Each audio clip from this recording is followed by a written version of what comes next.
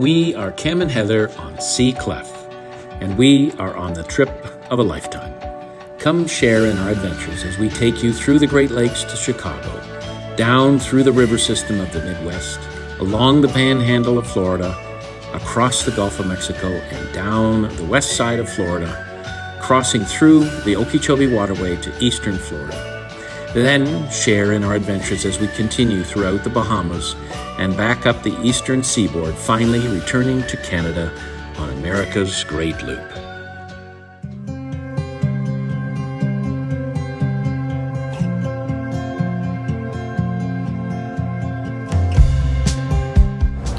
Good morning from the bridge of Sea Clef this fine sunny morning in very sunny over here in Highbourne Cay, Bahamas. We are making our way through a little obstacle course of reefs to get ourselves out of this place, and we're headed down to Shroud Cay today, which is part of the Bahamas Land and Sea Park.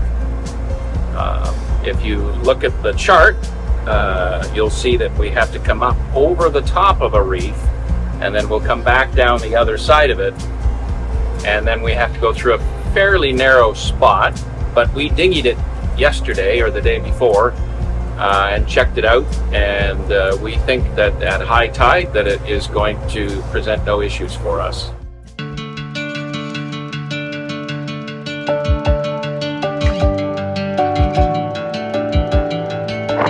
morning. We are well underway at this point. It's a little choppier than the last time we were out here, but the last time it was dead flat.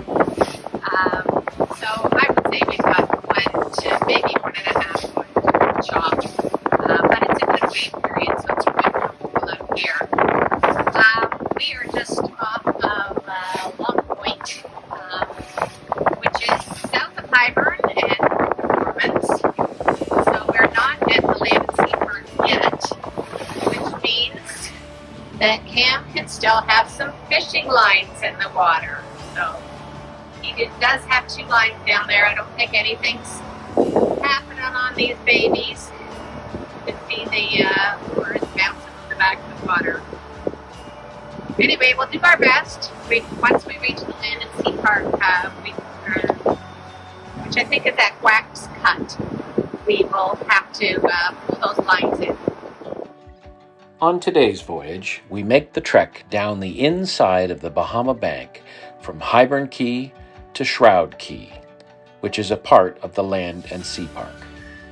Our voyage was 33.6 nautical miles and took us just short of 4 hours to make this trek.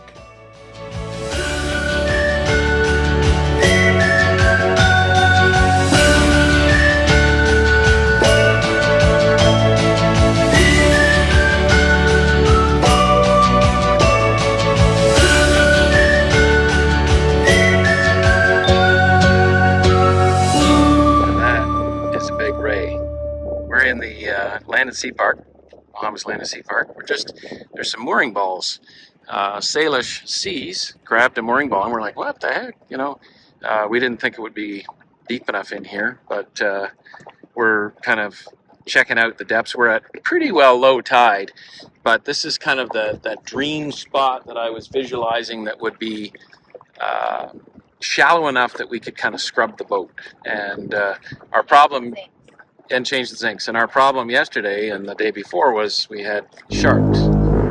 But this is just a big old ray that's here that it's pretty cool.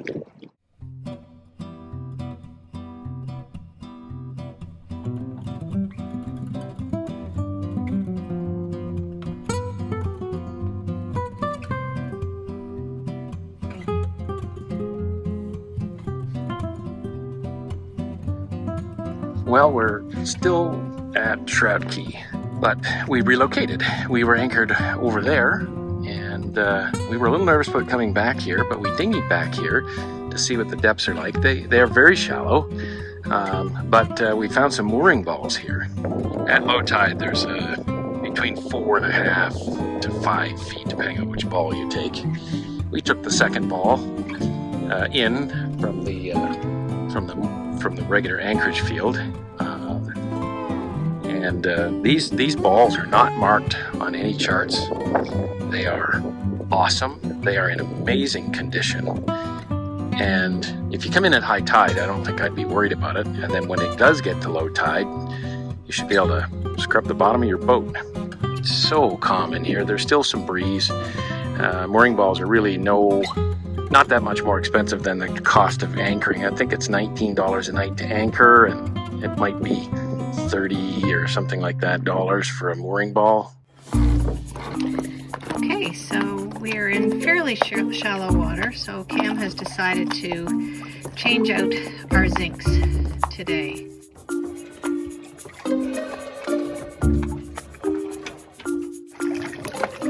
So he has removed the old diver's drain.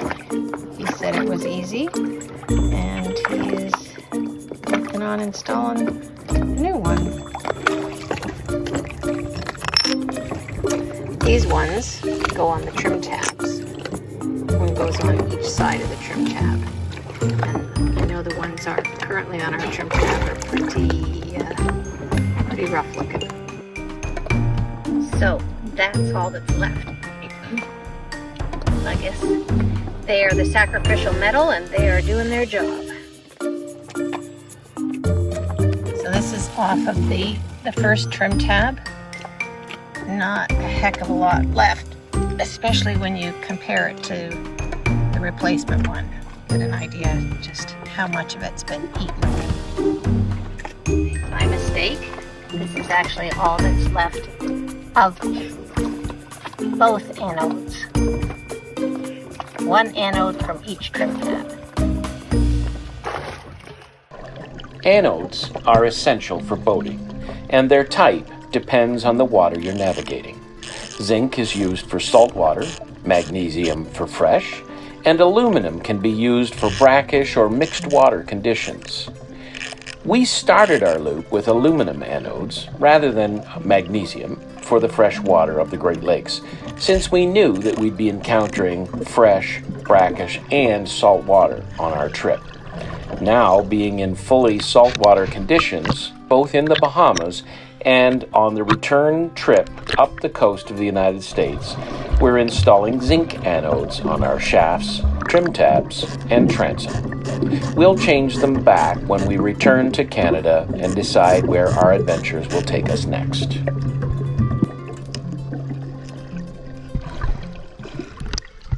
Good morning. We are going on a dinghy explore on Shroud Cay. There is a trip through the mangroves that you can do that you need to do 2 hours before slack tide on the high tide. And you really can't get through it at low tide. So we're going to go do it right now. It's just so interesting how the waves have created this rock formation.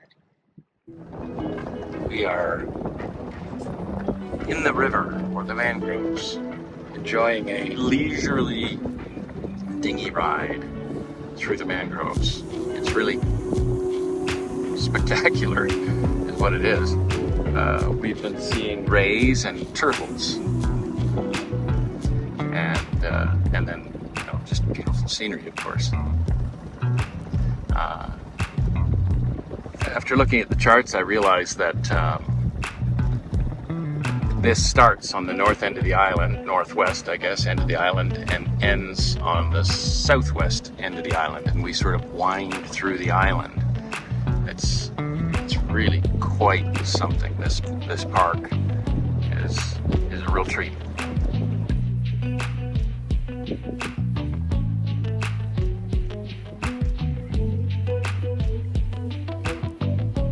If you look just ahead of Heather, you can see Jack Frost, or maybe Jack Salt, has visited the mangroves.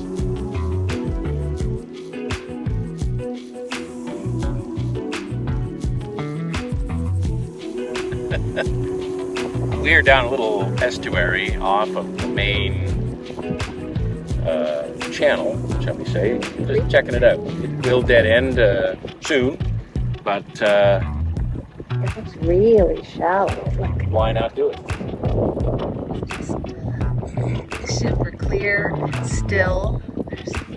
Probably the water in here is a bit more stagnant. Here, so you can actually see it here. So we're at the midpoint, and this is where there's a considerable amount of tidal bore coming in. We're headed for it, and I'm of course going to put the phone down to navigate this. But we want to try and get the boat on the beach if we can do it safely. So we made it through the tidal bore without much difficulty, but we don't really see a safe spot in a rising tide to put our dinghy up on shore. I'm at idle speed, but I'm going almost 3 knots. Our adventure to the famed washing machine on Shroud Cay was a thrilling surprise, as we went without fully knowing what had awaited us. Though we missed out on body surfing the powerful currents ourselves, opting for the dinghy instead, it only leaves us excited for a return trip where we can try by ourselves. We've heard that when the tides are just right, a swift, circular current sweeps around the peninsula, offering a ride that feels like being caught in the spin cycle of an actual washing machine. While the currents were gentler during our visit, next time we'll be sure to catch the tides for the full experience. All right, we had left the tidal bore and had started back, but we ran into our friends from Sailor Seas, and so we're gonna go back and check it out again. Well, even coming back 15 minutes later, we've discovered that it's a bit calmer here. So we're gonna, looks like the other folks have actually gotten their dinghy up onto shore, so we're gonna give it a shot too. We're getting thrown around a bit. That's where I want to go, right where you're standing. All right, it's been nice knowing Hang on. ya.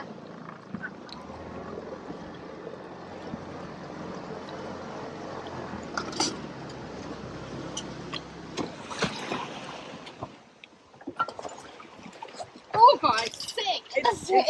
quicksand. It's so soft. Let me see if I can. It's just like powder. I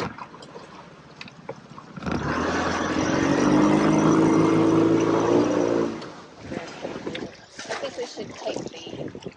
We have the second line. Oh my goodness. Yeah, it's on the stern. And it looks like we've got company for our hike. We did manage to successfully secure the boat. And we're going to go on a hike. Following our washing machine adventure, we set off for a quick but scenic hike up the nearby hill to reach Camp Driftwood. The well-trodden path is easy to spot just off the serene Driftwood Beach. While only remnants of the camp remain today, its story is steeped in intrigue. Established in the 1960s by a sailor who lived aboard his boat moored inside Shroud Cay, the camp later became infamous in the 1980s. During that time, the DEA covertly used this very spot to monitor or spy on the infamous Pablo Escobar's operations on Norman's Cay, just to the north. This hike isn't just a walk through nature. It's a step back into a shadowy chapter of history. Such a beautiful beach up here in Shroud Cay. We've digging to today, and so we all decided to get in first swim before it gets throws the waves in the bed.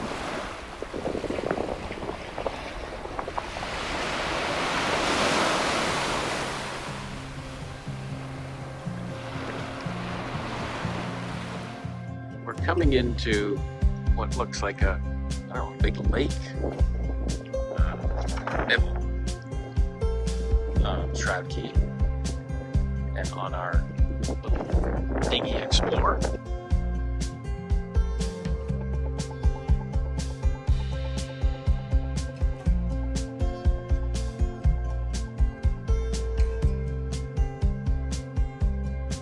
And we're just about back to our boat on these beautiful new mooring balls in Shroud Cay. Best thing about Shroud Cay is that there's no sharks allowed. No sharks allowed. When we were at Highbourne, there was 2 bull sharks begging at the back of our boat constantly, and it made swimming a little intimidating. And I really... One bull shark, and then he invited his buddy.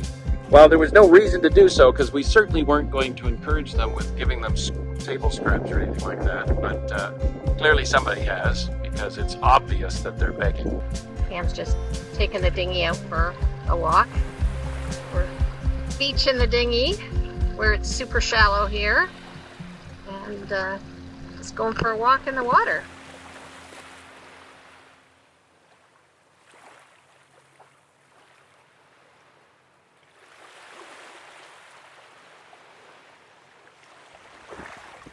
Awesome sand. We kind of dinghied in here, and it's pretty neat. Beautiful, beautiful colors. You can see the difference in the color of the water, and of course that'll guide you as to where you can dinghy, but we just couldn't resist the opportunity to go for a walk on a sandbar.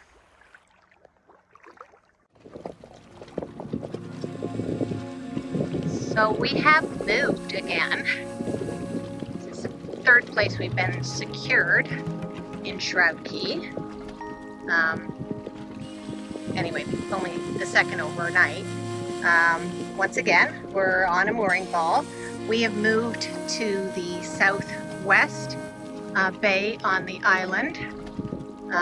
Freshwell Bay, formerly called Freshwell Bay. I think it's got a new name now.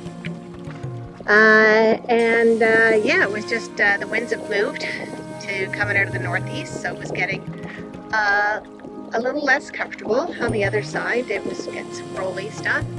Anyway, we've decided it looks pretty nice here. There's a spot in here. We're gonna kayak over there and just do a little kayak explore in there. Stay tuned for our next video as we head further south into the Exuma Island chain. Subscribe and like this video to be notified when our next video comes out.